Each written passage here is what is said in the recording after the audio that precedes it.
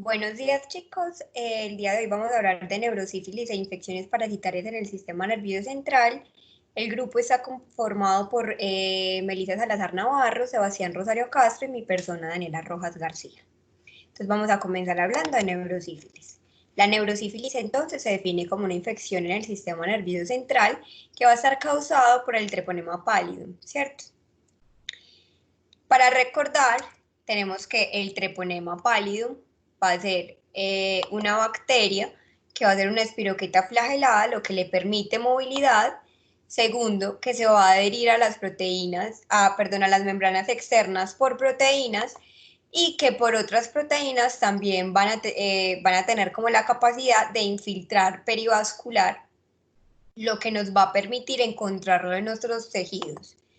Y algo que tenemos que tener muy en claro es que el daño que se da no se da per se por la bacteria, sino por la reacción o la respuesta pues inmune del hospedero. Teniendo esto claro, entonces vamos a hablar ya de la neurosífilis como tal. Entonces lo primero es que no solamente es una manifestación tardía, lo podemos encontrar en cualquier etapa de la sífilis, tanto temprana como tardía, ¿cierto?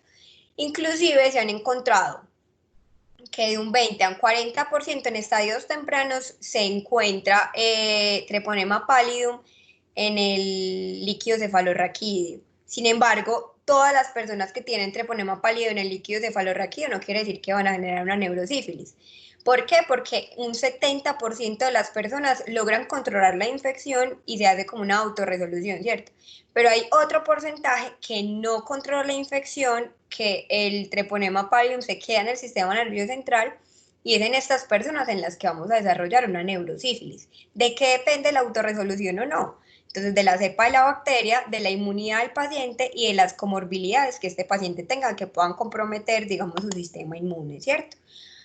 En estas personas que desarrollan la neurosífilis tenemos dos espectros, una neurosífilis sintomática y una neurosífilis asintomática. Entonces, de las neurosífilis sintomáticas tenemos dos grupos, una neurosífilis temprana y otra que es la neurosífilis tardía. De la neurosífilis temprana tenemos la meningitis sifilítica sintomática y dos, la sífilis meningovascular. Y de la tardía, la demencia sifilítica y el tabes dorsales. Vamos a empezar entonces con la neurosífilis temprana.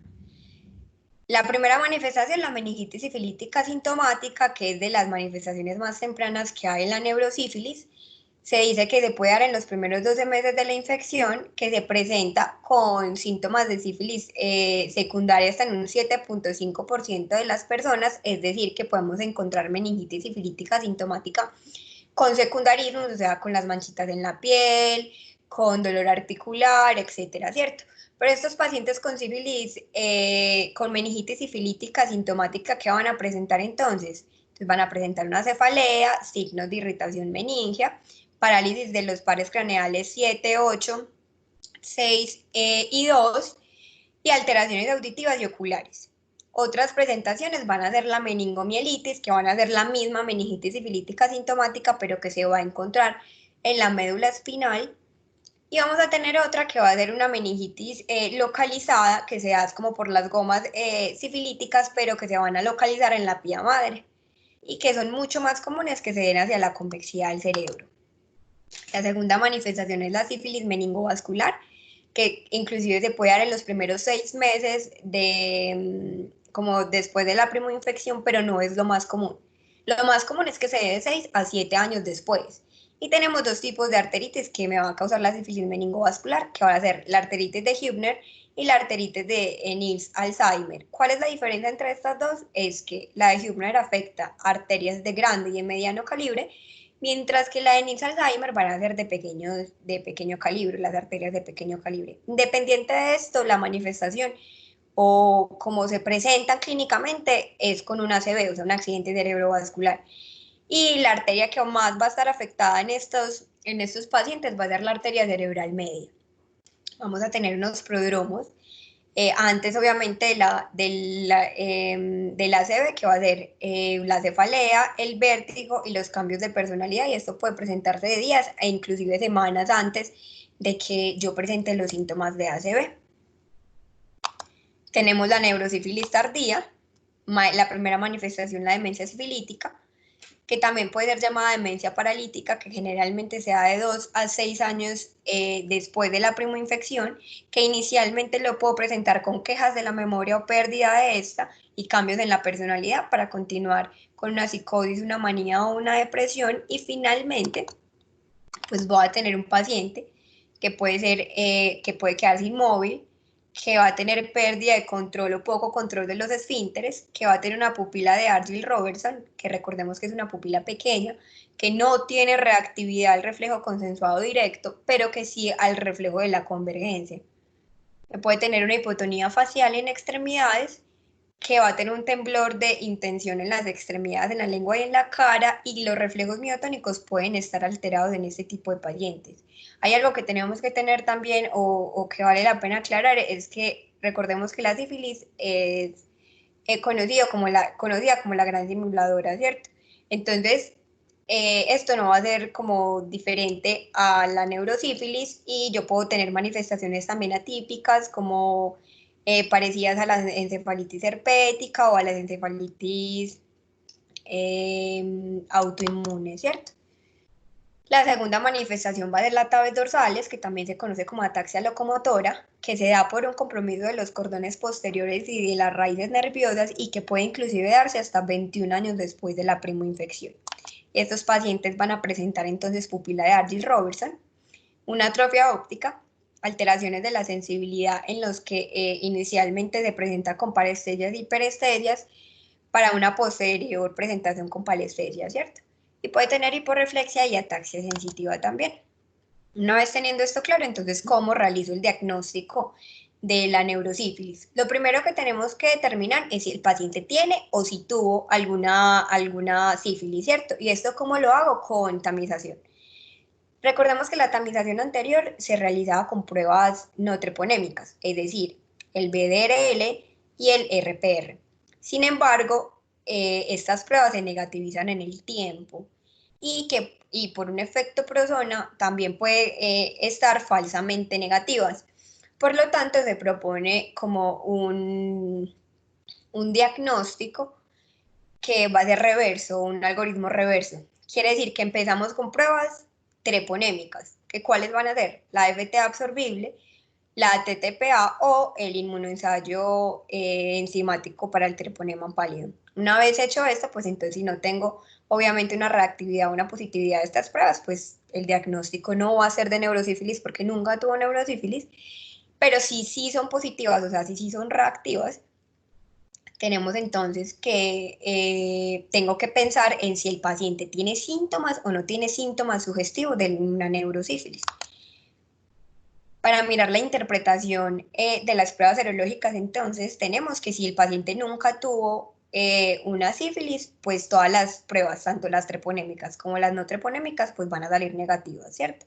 Si yo tengo una sífilis temprana, las treponémicas me van a dar positivas, pero las no treponémicas pueden dar positivas o negativas. Y esta negativización, recordemos que puede ser por un efecto prosona.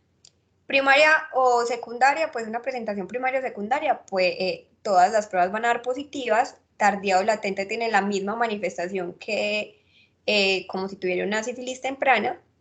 Si tengo una sífilis tratada, las únicas que se negativizan van a ser las no treponémicas. Por eso, si yo tengo una previa de una sífilis tratada negativa y actualmente tengo una positiva, pues eso me va a indicar una reinfección. Lo segundo que tenemos que mirar entonces, si yo tengo un paciente que tiene en suero unas pruebas treponémicas reactivas y tengo unos síntomas sugestivos de una neurosífilis, pues entonces lo tercero que tengo que preguntar es si debo o no hacer una punción lumbar. Entonces, ¿cuándo sí debo hacer una punción lumbar? Entonces, cuando tengo un paciente en cualquier estadio de sífilis con síntomas o signos neurológicos o oftalmológicos, ¿cierto? Que tenga una evidencia de una sífilis terciaria que afecta otro órgano, que tenga un paciente en cualquier estadio de sífilis con una falla al tratamiento, que tenga un RPR mayor de 1 en 32, una coinfección con VIH, o si yo tengo un paciente con VIH y tengo unos CD4 menores de 350 células, o un paciente con VIH que no reciba tratamiento antirretroviral. A esos pacientes les debo hacer la punción lumbar. Teniendo entonces hasta acá claro que debo hacer las pruebas treponémicas en suero y tengo que hacer la punción lumbar, entonces hay que aclarar que en la punción lumbar se hace el BDRL, que tiene una sensibilidad aproximadamente del 30 al 70%, pero una alta especificidad, lo que quiere decir que si yo tengo una negatividad, o sea, tengo una prueba, el líquido cefalorraquídeo, que no me da reactiva, o sea, que es no reactiva, pues no puedo descartar el diagnóstico, pero si me da positiva, sí lo puedo confirmar. Como criterios diagnósticos, entonces tenemos dos espectros de la enfermedad, recordemos, neurosífilis asintomática y neurosífilis sintomática. Para diagnosticar la neurosífilis sintomática, pues se vuelve mucho más sencillo porque tengo unas pruebas séricas treponémicas reactivas, unos signos clínicos o unos síntomas de neurosífilis y adicionalmente tengo un BDRL en líquido cefalorraquídeo reactivo o tengo unos leucocitos en líquido cefalorraquídeo mayor a 5 o tengo proteínas mayor de 45 miligramos por decilitro. Pero entonces cuando hablamos de una neurosífilis asintomática se vuelve un poquito más complicado porque agrego más variables a los criterios que van a ser la prueba sérica treponémica reactiva, obviamente según el diagnóstico o el algoritmo así lo debo tener. Tengo unas pruebas pues un BRL o una prueba treponémica reactiva en el líquido cefalorraquídeo y tengo que tener una de estas condiciones de acuerdo a las situaciones en las que esté. Si yo tengo un paciente que no tiene VIH, pues va a ser más sencillo porque vamos a tener que los leucocitos en el líquido cefalorraquídeo van a ser, pues tienen que ser mayor de 5 o que tenga proteínas mayor de 45. Si yo tengo un paciente con VIH y que tiene unos CD4 menores a 200 y una carga viral no detectable en plasma y en terapia retroviral, pues entonces lo que yo esperaría o el criterio diagnóstico en este caso va a ser que los leucocitos sean mayores a 5.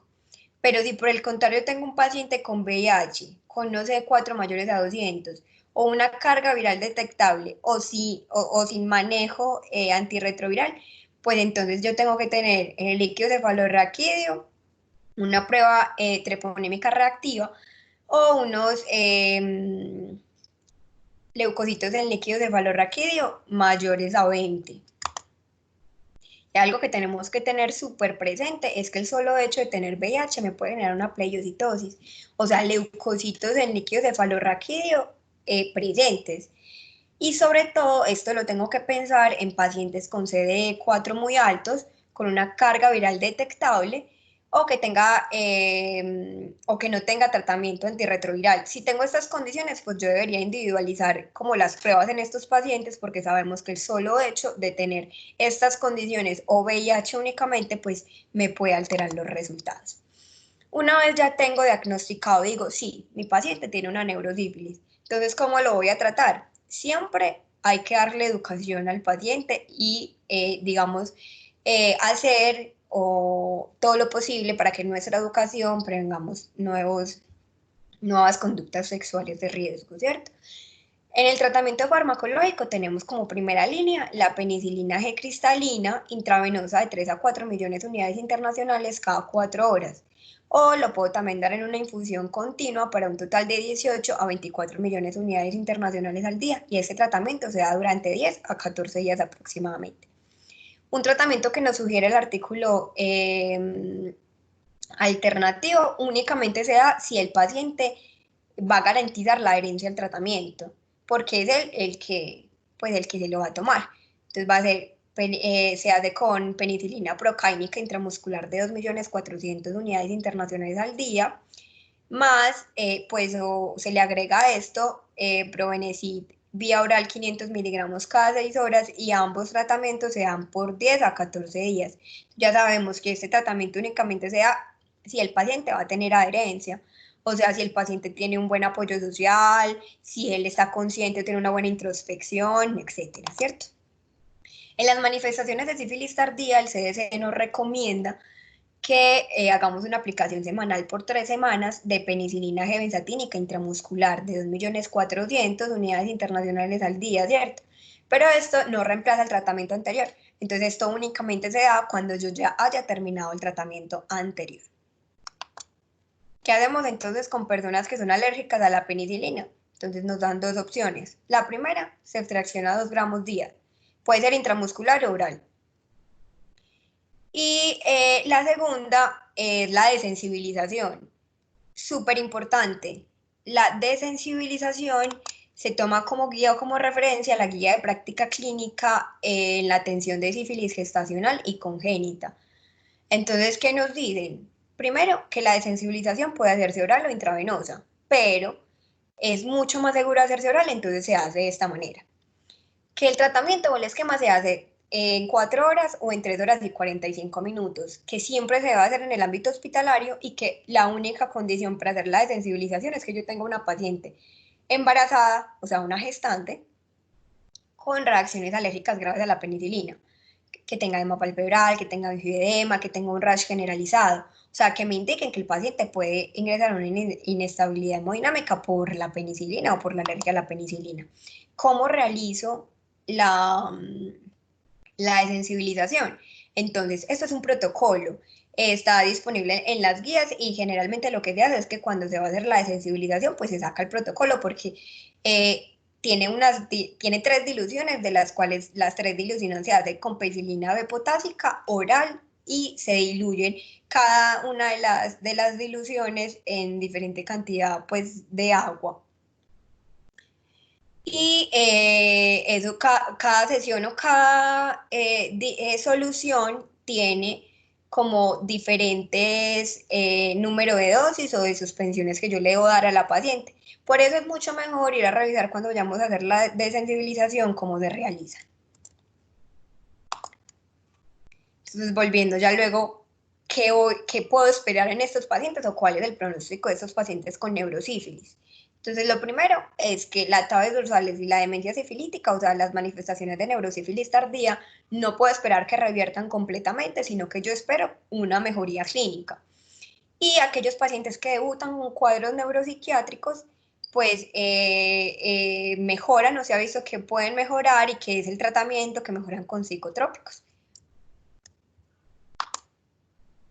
El seguimiento para tener muy claro cuándo retratar y cuándo no hacerlo, o sea, cuando tengo un éxito terapéutico o una falla terapéutica, tenemos que tener primero muy claro que el recuento de los leucocitos en líquido cefalorraquídeo comienza a descender o descienden entre 4 a 6 meses después del tratamiento. Que el VDRL en el líquido cefalorraquídeo se normaliza alrededor de 6 meses después del tratamiento. Y que las proteínas en líquido cefalorraquídeo, para que se vuelvan normales, tienen como una progresión muy lenta. Por esto no es un parámetro que pueda yo como establecer o que pueda determinar para hacer, para definir si mi paciente necesita un retratamiento o no. Teniendo en cuenta eso, entonces, ¿cuándo debo retratar o cuándo hay una falla terapéutica? Entonces, lo primero es que cuando no haya un descenso de los leucocitos en el líquido cefalorraquídeo después de 6 meses de tratamiento. Lo segundo es que no haya un descenso del VDRL mayor de 4 veces del valor inicial en el líquido cefalorraquídeo después de 12 meses del tratamiento. O si yo tenía inicialmente un VDRL con 1 en 2, entonces lo que yo esperaría en estos pacientes es que al tratarse se vuelvan negativos. Si esto no pasa, pues debo retratar. Y por último, que no haya un descenso del VDRL o el RPR en el suero mayor de 4 veces del valor inicial. Si no pasa esto, entonces yo debería volver a tratar a mi paciente.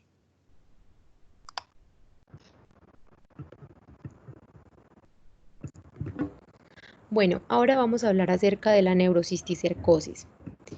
Bueno, esta es la enfermedad parasitaria más común del sistema nervioso central que causa morbilidad importante e incluso mortalidad en áreas endémicas, y nuestro país pues no es ajeno a esta realidad.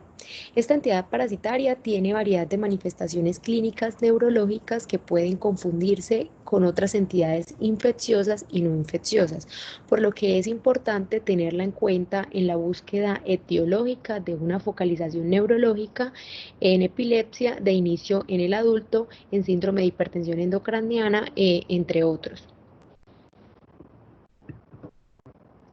Bueno, hablando ya como tal de la microbiología del parásito, este pues es el cestodo. Estos son gusanos planos con cuerpo segmentado que no presentan una cavidad, pues no presentan cavidad general, son hermafroditas y tienen un aparato digestivo rudimentario.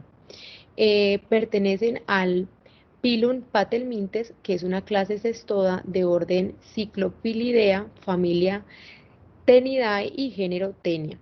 Estos son exclusivamente parásitos y dividen su ciclo vital entre el tracto gastrointestinal y también de un huésped definitivo, que ya sea que sea un mamífero carnívoro. Su estructura anatómica, esta posee proglótides, que son los que contienen los huevos como tal, contienen los huevos, y la oncósfera, esta es la que corresponde al embrión y está provista de 3 pares de ganchos. Bueno, el cisticerco, este es el estadio larvario que contiene la vesícula con el escólex, y la tenia es la forma adulta.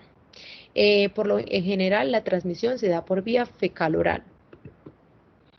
En cuanto a pues, el ciclo vital, el, el ser humano es el único, como tal, el único huésped para ambas etapas del cestodo, tanto el cisticerco como tenia. Y el cerdo es el huésped solo para los cisticercos. La ingestión de carne de cerdo mal cocida o infectada con cisticercos produce la tenia, y la cisticercosis se desarrolla a partir de la ingestión de los huevos que excreta pues quien porta la tenia, ¿cierto? También pues es importante recordar que cuando los seres humanos ingieren carne de cerdo que está mal cocida o que está infectada con cisticercos, el metacestodo va a evaginar, pues va a hacer una evaginación del quiste, y este se va a anclar en los primeros segmentos de la pared intestinal. La larva entonces lo que va a hacer es que se crece rápido, esta va a evolucionar al cestodo adulto, que es la Tenia solium. Dentro de los 3 meses, pues el gusano va a alcanzar un gran tamaño, alrededor de 2 a 3 metros de longitud, que también va a estar compuesto por abundantes proglótides, cada uno de los cuales va a contener varios e incluso miles de huevos fertilizados. Entonces, los proglótides distales se separan todos los días de la tenia, y estos van a ser expulsados dentro de las heces, pues como tal del huésped. Entonces, estos huevos fertilizados, ellos lo que pueden, a su vez, también pueden contaminar como tal el suelo, los vegetales y los alimentos preparados en condiciones sanitarias que sean deficientes. Entonces, cuando los seres humanos o los cerdos comen esta comida que, pues, que está contaminada, los huevos de la tenia, estos van a ser absorbidos en el tracto digestivo del nuevo huésped, y de allí pasan al cerebro, al músculo o al ojo, donde pues ellos van a eclosionar y crecen como embriones o cisticercos de tenia. De esta manera se completa pues el círculo como tal del parásito, que podemos evidenciar en la figura 1, que habla pues que ahí nos resume todo el ciclo de la cisticercosis. Bueno, ya hablando de la respuesta inmune, vamos a tener de que nos va a dar 3, ya sea asintomática, 3 presentaciones: sintomática, asintomática o inmune innata. Hablando de la, pues como tal, las personas con neurocisticercosis ya asintomática, estas van a tener un perfil inmune, autoinmune, donde lo que va a predominar va a ser la respuesta TH2, con un aumento de los niveles de inmunoglobulina G4, interleuquina 3, interleuquina 4, interleuquina 5, incluso la interleuquina 10. La memoria de la TH2, esta lo que es es compatible con la destrucción clínica silente del cisticerco establecido, y esto es lo que hace posible que los contactos pues recurrentes con el parásito nos puedan promover una respuesta inmune que sea efectiva, impidiendo el anidamiento pues como tal del parásito e incluso su eventual destrucción. Bueno, ya hablando de la neurocisticercosis sintomática, la ubicación del parásito pues va a estar en el sistema nervioso central, que es un factor, importante en la severidad de la enfermedad. ¿Cierto? Entonces va a estar en el parénquima, o ventrículos o incluso en el espacio subaracnoideo. También, pues, que va a ser racemosa, más bien, que consiste en un conglomerado de vesículas sin escoles, porque pues de ello va a depender como tal la respuesta inflamatoria que se instaure, porque pues ya esto puede llevar a hidrocefalia, también a vasculitis. El número, pues, que de los parásitos y el estadio como tal del desarrollo, ya sea vesicular, coloidal o calcificado, también van a estar relacionados con la severidad. Bueno, ya en cuanto pues a los estudios post-mortem, se han encontrado que alrededor del parásito pues intacto hay como tal una proliferación astrocítica. Entonces los parásitos calcificados, esto lo que van a hacer es que son rodeados por células inflamatorias y una cápsula de tejido conectivo. Alrededor del parásito muerto se forma un glaucoma que contiene células plasmáticas, linfocitos B, linfocitos T, macrófagos y células mastoides, ¿cierto? Entonces las citoquinas TH1 y estas fueron pues mucho más prevalentes, aunque las citoquinas TH2, estas estuvieron pues también presentes, pero en menor cantidad. Listo. Hablando ya de las formas de presentación, vamos a ver que, bueno, el huevo pasa como tal del intestino a la sangre. Este va a llevar a los vasos pequeños hasta llega a los vasos pequeños hasta las uniones de la sustancia gris y blanca alrededor de 2 a 3 meses, que se va a formar el quiste vesicular. Esto puede durar asintomático mucho tiempo, incluso años, debido a la poca respuesta inflamatoria como tal que ocurre en este estadio. Ya el cisticerco parenquimatoso en estadio vesicular, lo que va a ver es que hay una reacción inflamatoria alrededor compuesta de células plasmáticas, linfocitos y eosinófilos. Por otro lado, bueno, ya el cisticerco coloidal, lo que vamos a ver es que va a estar rodeado por una cápsula de colágeno gruesa y el parénquima pues va a estar circundante, tiene una gliosis astrocítica, va a tener edema y cambios degenerativos neuronales e infiltración linfocitaria perivascular.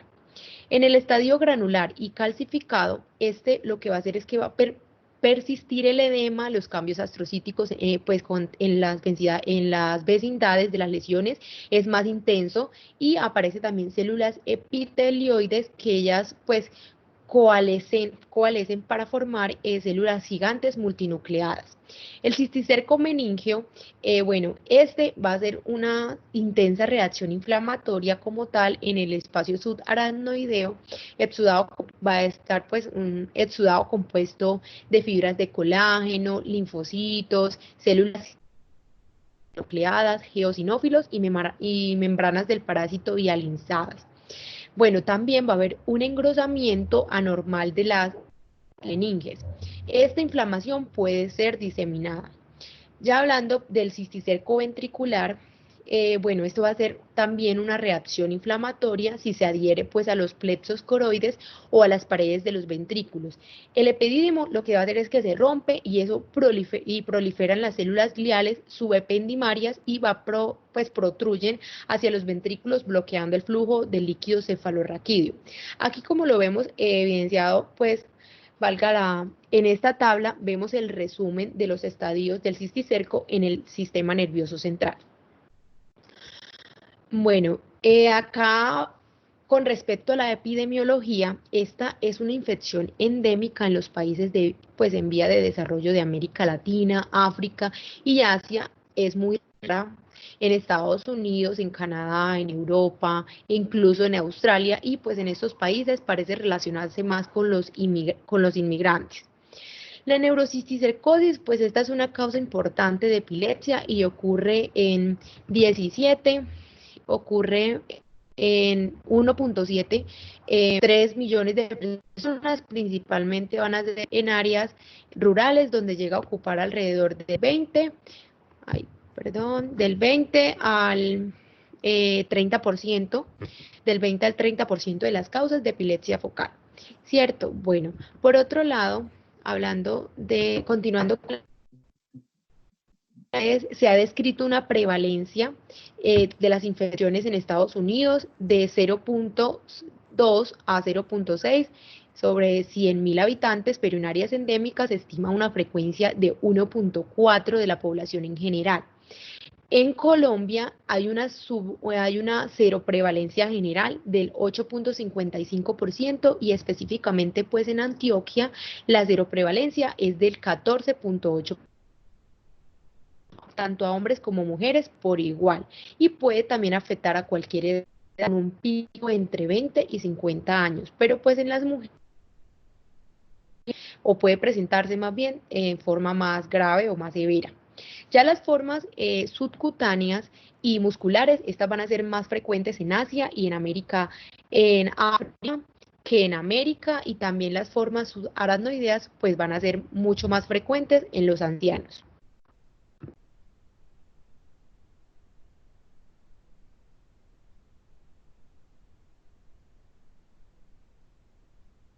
Bueno, continuando con la exposición, vamos a hablar de la clínica.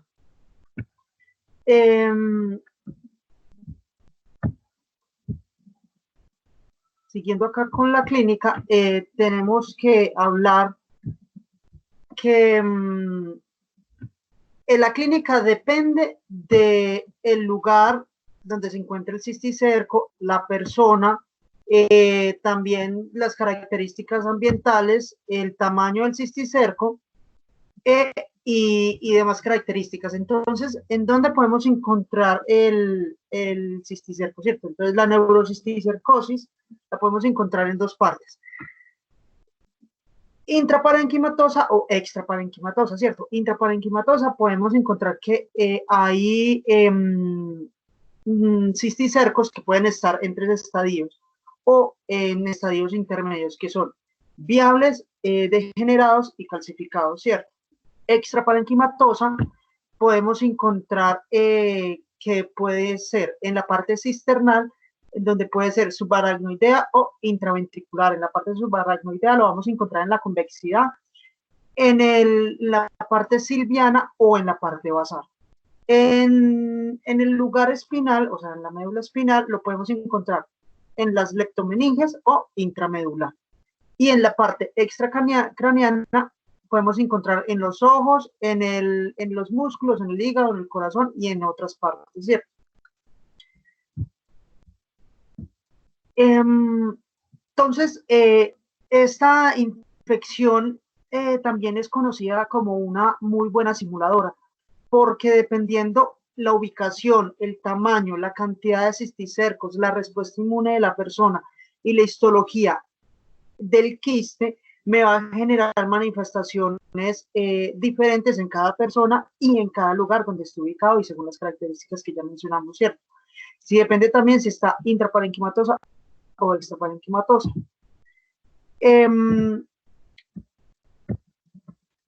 Esto acá es un resumen como muy general de donde podemos encontrar la alteración y lo que me puede estar causando, ¿cierto? Pues las manifestaciones clínicas. Entonces, si lo vamos a encontrar en el parénquima cerebral, lo podemos encontrar, como ya lo dijimos, en cualquier estadio vesicular, coloidal, granulomatoso o calcificaciones, y me puede causar pues encefalitis, ¿cierto? Entonces podemos tener crisis en donde pueden generar diferentes síntomas, ya sea cefalea, vómito, signos focales o demás. En el espacio subaracnoideo vamos a tener quistes gigantes, aracnoiditis difusa, hidrocefalia o angeitis, que me puede estar generando lo que son crisis, hipertensión intracraniana, compromiso cognitivo, y síndromes vasculares agudos, entre otros. Cierto, en la parte ventricular vamos a tener quistes ventriculares o ependimitis, que me puede dar signos focales o crisis o, en especial, hipertensión intracraneana. En la médula espinal vamos a encontrar aracnoiditis y quistes parenquimatosos, que lo podemos ver reflejado en dolor radicular, en debilidad, en alteración motora, en alteración sensitiva, pues depende de dónde esté, ¿cierto? Y en otras partes como supracelular, óptica o muscular, que es donde vamos a presentar las alteraciones dependiendo de cada lugar que puede estar afectando. Pero en especial nos vamos a enfocar en dos como síntomas o causas que me genera la neurocisticercosis, que es la epilepsia y la epilepsia en primera instancia, ¿cierto? Entonces, es más frecuente extraparenquimatosa, ¿cierto? En un 70 o un 80%. Lo podemos encontrar focalizada o generalizada por alguna alteración secundaria. En la focalización tenemos de que es la forma focalizada equivale al 16%, y esto depende, como en toda la neurocisticercosis, la localización, el tamaño del cisticerco, la respuesta inflamatoria de la persona y si es subagudo o crónico. En realidad, todo esto ¿qué me causa? Entonces, el cisticerco, la respuesta inflamatoria y lo demás, me genera un edema, me genera una inflamación y me genera una vasculitis. Y esto es lo que me va a causar la epilepsia como tal y otros síntomas adicionales, ¿cierto?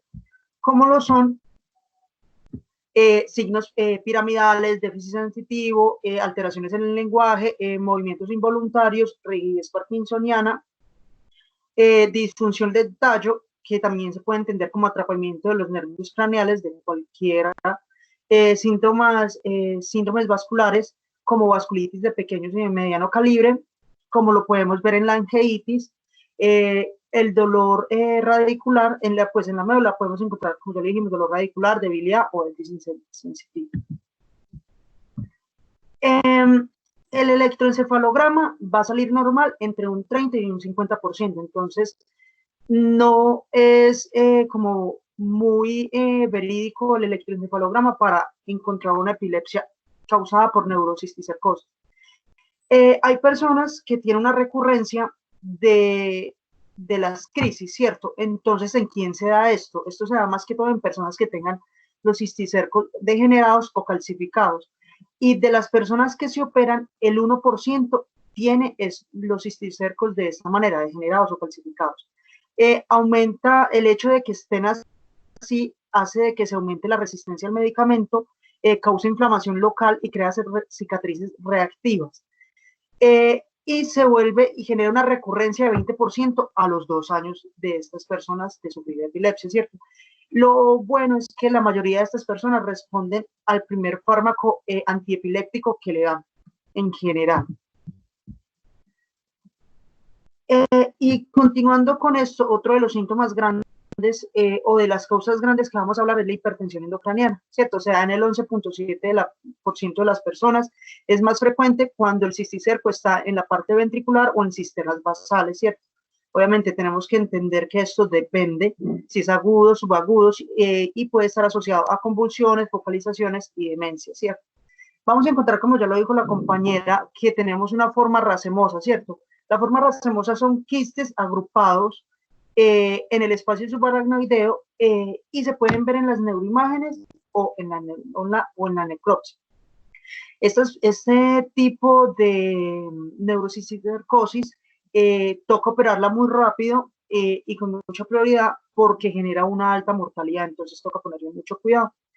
¿Qué me puede causar esto, cierto? Entonces, la hipertensión endocraniana me puede causar hidrocefalia, meningitis crónica, efecto de masa, infarto cerebral, isquemia transitoria o accidente isquémico transitorio, demencia y neuropatía cerebral. Entonces es un cuadro muy complicado.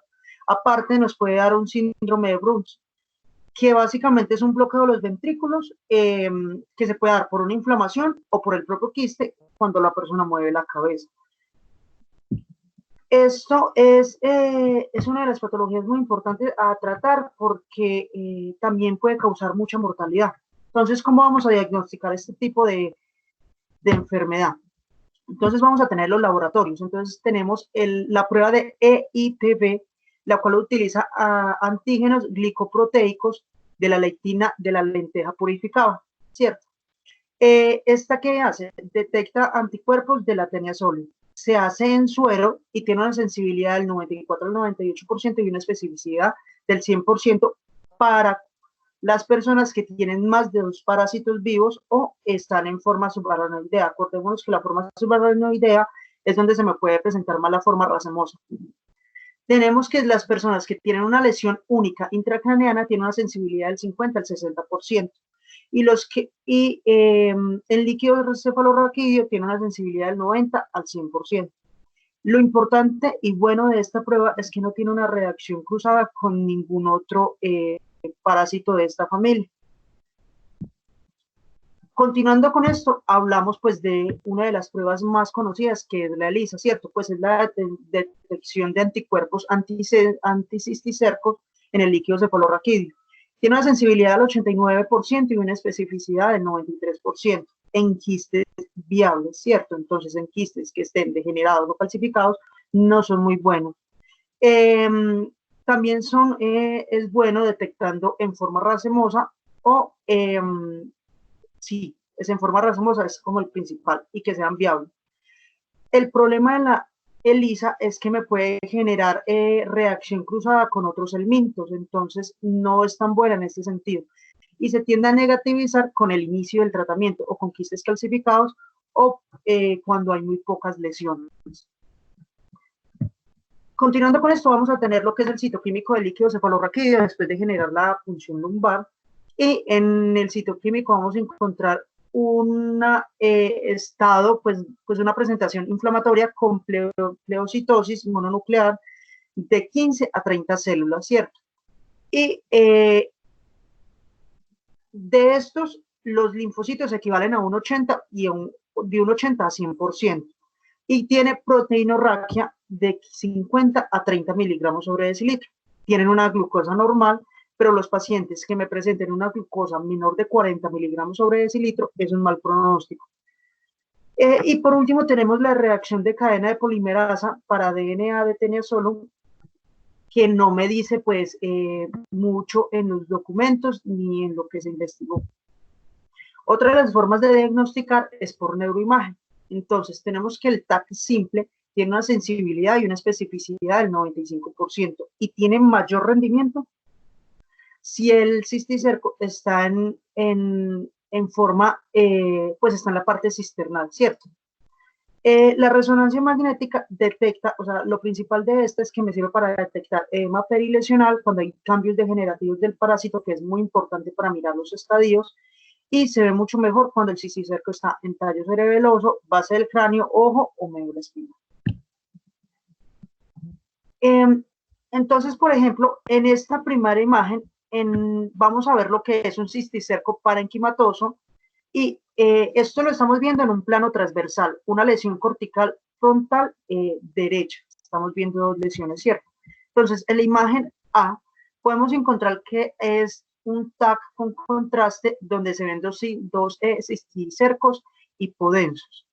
En la B vamos a encontrar que es una resonancia magnética en T2 con secuencias potenciadas, y en C vamos a encontrar una resonancia T1 con gadolinio, en donde en las dos se ve un mínimo, pues bueno, en la C es donde se ve un mínimo de edema perilesional, tienen un realce anular y es donde se ve el éxcoles en su interior. Como lo podemos ver, lo está señalando la flecha, ¿cierto?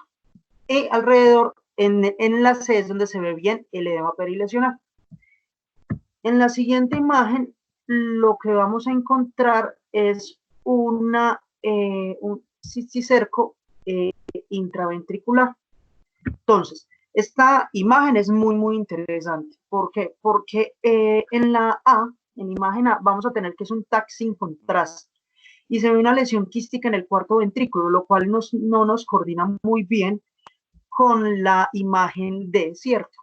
Porque como vemos, la D está en el cuarto ventrículo y acá no lo estamos viendo muy bien. Esto aproximadamente lo que se ve cerca del tercer ventrículo es una sombra, básicamente, ¿cierto? Tercer y pues bueno, cuarto ventrículo es una sombra. En la A no se ve muy bien, entonces por eso pasamos a generar una resonancia magnética para revisar bien qué es lo que está pasando.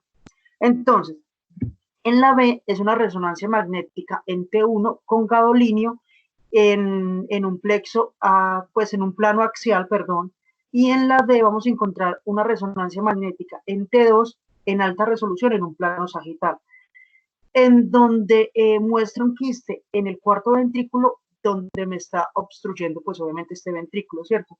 También vemos que hay un nódulo mural inferior que se realza con el gadolinio, que es lo que está señalando la flecha. Entonces, por ejemplo, acá podemos ver lo que es una presentación del cisticerco intraventricular, como ya lo veo, por favor. Seguido a esto, vamos a hablar lo que es un cisticerco subaracnoideo. Entonces, en la imagen A vamos a encontrar que es una resonancia magnética donde vemos pequeños quistes en los surcos biparietales y tenemos una lesión quística en las cisternas basales. Como lo podemos ver en la parte anterior de las cisternas basales, no termina de completar la figura, sino que aparece como si tuviera el mismo color del parénquima, ¿cierto? En la parte, en la B, vamos a encontrar que es una tomografía con contraste axial, que ahí es donde vamos a ver bien claro dónde se encuentran los cisticercos. Y en la C vamos a encontrar que tenemos una resonancia magnética en T2 axial y es donde me muestra la ocupación de las cisternas basales por los quistes, con un contenido similar al líquido cefalorraquídeo. Como lo podemos ver, ahí me está creando una obstrucción de la parte basal y lo podemos encontrar ahí en la mitad. En la siguiente imagen podemos evidenciar una lesión vesicular, ¿cierto? Y una lesión coloidal. ¿Cómo lo vamos a encontrar? Bueno, entonces, el estadio coloidal lo vamos a encontrar en esto, es una resonancia, las dos son resonancias, en T1 y en T2, ¿cierto? Y con los contrastes, ejemplo, lo podemos ver muy bien en la imagen C, en la parte frontal, o sea, en la parte superior, en donde vemos el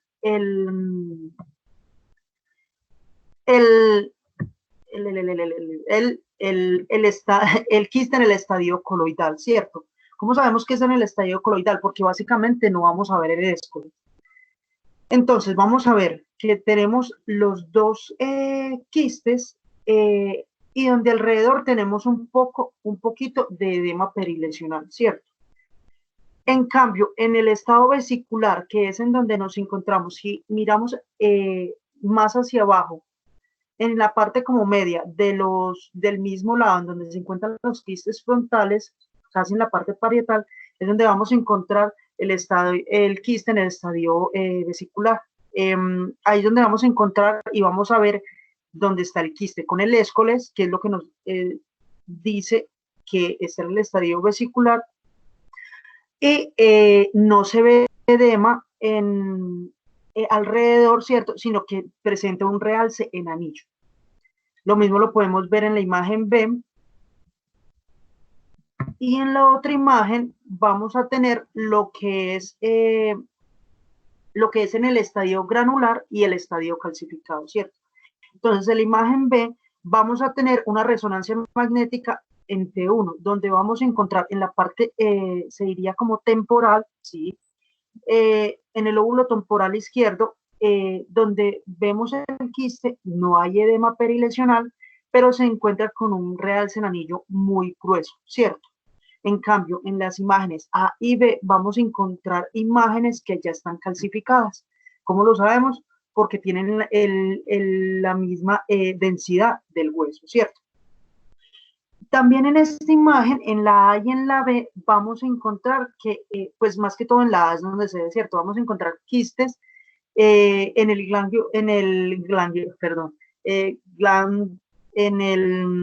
ganglio basal derecho, y ahí es donde encontramos el escoles. Este quiere decir de que está en un estadio vesicular. Y por último, vamos a hablar de una imagen de la médula espinal, pues columna, ¿cierto? Entonces, la afectación de la médula espinal, acá lo podemos ver en la imagen A, en una resonancia magnética de secuencias potenciadas en T2, en una vista sagital, en donde se encuentran múltiples lesiones que están señaladas por las flechas negras, ¿cierto? Ahí se presenta y me está afectando la parte interna de la médula, ¿cierto? En cambio, en la imagen C vamos a encontrar que se presenta lo que está señalando la flecha blanca, es una reacción inflamatoria de las leptomeninges que se ve asociada pues a la respuesta del individuo ante estos cuerpos extraños.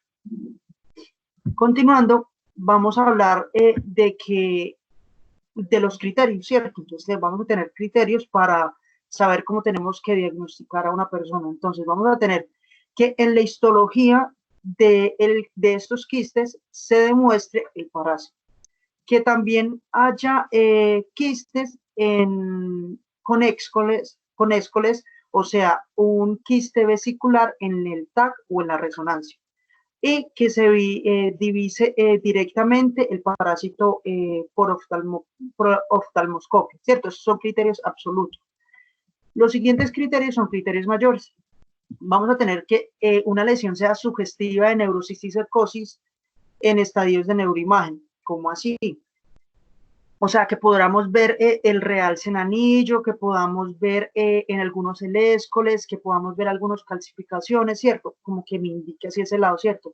Un inmunoblot positivo para la detección de anticuerpos de anticisticerco en sangre, y que se le da a la persona al vendasol o praziquantel, y los quistes o las lesiones desaparezcan, ¿cierto?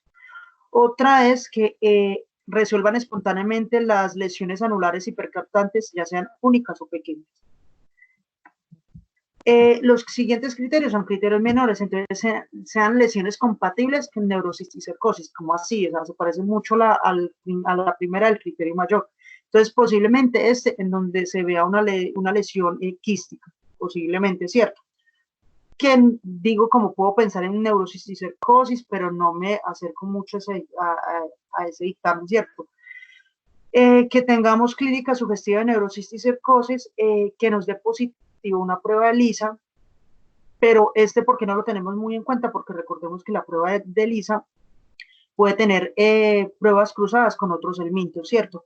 O que el antígeno tengamos antígeno de cisticerco en líquido cefalorraquídeo, ¿cierto? Presencia de cisticercos fuera del sistema nervioso central, ya sea ojo, ya sea músculos o otra parte donde nos haga pensar de que posiblemente puede estar también en el sistema nervioso central. Criterios epidemiológicos es que yo o la persona contagiada o sospechosa haya ido a una zona endémica, ¿cierto? O que individuos de una zona endémica vengan a donde yo estoy, o que yo tenga contacto doméstico, o sea, con alguien de mi propia casa, que haya estado infectado por tenia sólida. Todos estos criterios nos van a juntar para ahora sí realizar lo que es los grados de certeza diagnóstica. Entonces, cuando yo digo que una persona sí o sí tiene neurocisticercosis, es porque tiene un criterio absoluto, tiene dos criterios mayores, uno menor y uno epidemiológico, ¿cierto? Cuando es un caso probable es porque tiene un criterio mayor más dos menores, o un criterio mayor más uno menor y uno epidemiológico, o tres criterios menores más uno epidemiológico. Esto nos resume, entonces vamos a mirar, porque como lo dijimos al comienzo, es muy simuladora, ¿cierto? Entonces tenemos que mirar con qué se nos diferencia. Entonces, los diagnósticos diferenciales en el estadio vesicular y coloidal, vamos a tener que encontramos tuberculomas, abscesos piógenos, toxoplasmosis, neurosífilis, hidatosis y neoplasias primarias o secundarias. En el estadio, un momento que ya. En el estadio basilar se nos puede confundir con una meningitis carcinomatosa, con una enfermedad granulomatosa, ya sea sarcoidosis, tuberculosis o meningitis fúngica, y en el estadio calcificado lo podemos confundir con cavernomas o microangiopatía amiloide. En la médula espinal lo podemos confundir con ependimomas, astrocitomas quísticos, cavidades siringomieleas, quiste hidatídico y quistes congénitos como aracnoideos o dermoides. Y el tratamiento, bueno, como lo mencioné al comienzo de mi charla, tanto el diagnóstico como los síntomas dependen de las manifestaciones clínicas, el estadio del quiste, la respuesta inmune de la persona, en donde esté localizado el quiste y el número de las lesiones, ¿cierto? Entonces, si una persona me está cruzando con crisis epilépticas, tenemos que mirar factores que dependen, como el paciente, tenemos que mirar el paciente, el estado inmunológico del paciente, tenemos que mirar el sexo, la edad y estos otros factores que influyen, ¿cierto? Y también interacción medicamentosa, porque tenemos que tener en cuenta qué otras sustancias está consumiendo el paciente, ¿cierto? Ya sean médicas o no, pues medicamentos o no, perdón. Entonces, como lo dije en cierta parte, las crisis epilépticas me responden muy bien a los medicamentos de primera línea, ¿cierto? El primer medicamento que yo le doy van a responder súper bien. Pero el 50% de las personas, cuando dejan de tener las crisis epilépticas y dejan los medicamentos, tienden a recaer, por así decirlo, ¿cierto? ¿Y quiénes son los que tienden a recaer? Principalmente los que tienen cisticercos calcificados o que tienen crisis recurrentes o que antes de iniciar el tratamiento tuvieron muchas crisis, ¿cierto? Entonces, en este tipo de pacientes, lo recomendado es que nunca suspendan el tratamiento antiepiléptico. Los esteroides son muy importantes porque me ayudan a controlar lo que es la encefalitis por el cisticerco, ¿cierto? Entonces, en temas como lo que es la angeitis, la aracnoiditis de la hidrocefalia, el atrapamiento progresivo de los pares, el cisticerco subaracnoideo gigante y los quistes, ya sean ventriculares, espinales, múltiples y parenquimatosos. O sea, en estas categorías es donde se puede utilizar el esteroide, ¿cierto? Porque es muy bueno el esteroide, porque me reduce la recurrencia de las convulsiones y hay muy poca evidencia, pero algunos dicen que me disminuye la persistencia de lesiones en neuroimagen de 6 a 12 meses. Entonces, ¿qué esteroide les voy a dar? Entonces tenemos dos opciones, le podemos dar dexametasona de 0.1 miligramos kilogramo día o 4.5 miligramos día, o prednisolona 1 miligramo kilogramo día, ¿cierto? Es muy importante decir que 1 o 2 días antes de iniciar esta terapia con el esteroide y 2 semanas después de terminar la terapia con el esteroide, tenemos que mantener al paciente con terapia antiparasitaria, ¿cierto? Para evitar posibles infestaciones de otro tipo de microorganismos. Listo. En caso de que las personas necesiten una terapia de esteroides a largo plazo, como se ve en la forma subaracnoidea severa, debemos considerar utilizar ahorradores de esteroides. Entonces, vamos a venir como en lo fuerte que es el tratamiento para la tenia sólida. Listo. Entonces, la mejor respuesta para los cisticidas se da en la etapa vesicular y coloidal, ¿cierto? O sea, en etapas iniciales. En etapas granulomatosas o calcificaciones ya no nos va a servir. Entonces, el primer medicamento que tenemos es el albendazol, ¿cierto? Destruye el 70-80% de los quistes parenquimatosos y vamos a entender un poco cómo funciona, ¿cierto? Entonces, el albendazol deriva de las benzidimazoles y lo que hace es inhibir la polimerización y ensamblaje de microtúbulos, ¿cierto? Disminuye la captación de la glucosa y la producción del ATP. Esto me conlleva a la inmovilización del parásito. ¿Qué dosis vamos a usar? Vamos a utilizar 15 miligramos kilogramos día en 2 dosis diarias, ¿cierto? Por 8 a 14 días. Si la persona presenta un quiste único, nomás le vamos a dar este tratamiento a estas dosis por 3 días.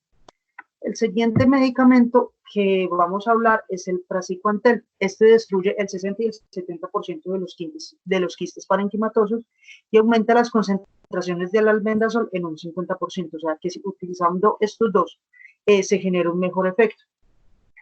¿Cómo funciona este? Altera el flujo de calcio en la célula, lo cual me produce una parálisis espástica, también me interfiere en la captación de la adenosina y esto no deja que se sinteticen purina, ¿cierto? Llevando a la muerte del parásito.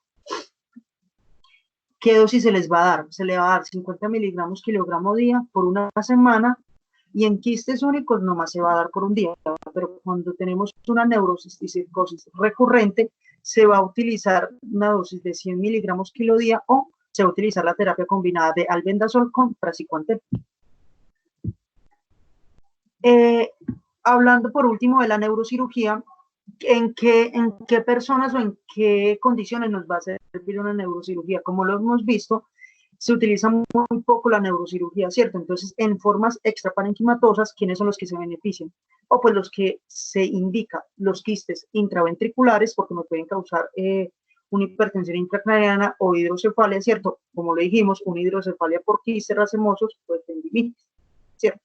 En la parte espinal, ya sea intra o extramedular. ¿Por qué? Porque el compromiso a este nivel es casi directo, ¿cierto? ¿Quién se me puede beneficiar? O sea que podemos como recomendar o no la cirugía, ¿cierto? Entonces, las personas que tienen grandes quistes coloidales parenquimatosos, las personas que tienen quistes racemosos subaracnoideos con efectos de masa o las personas que necesitamos confirmar una neurocisticercosis atípica. O las personas que tengan epilepsia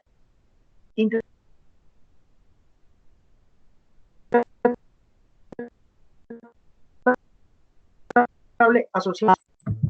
Estamos atentos a cualquier sugerencia, cualquier pregunta y espero les haya agradado la charla. Si algo no quedó muy claro, pues nos pueden preguntar y nosotros les respondemos con toda la amabilidad. Muchas gracias.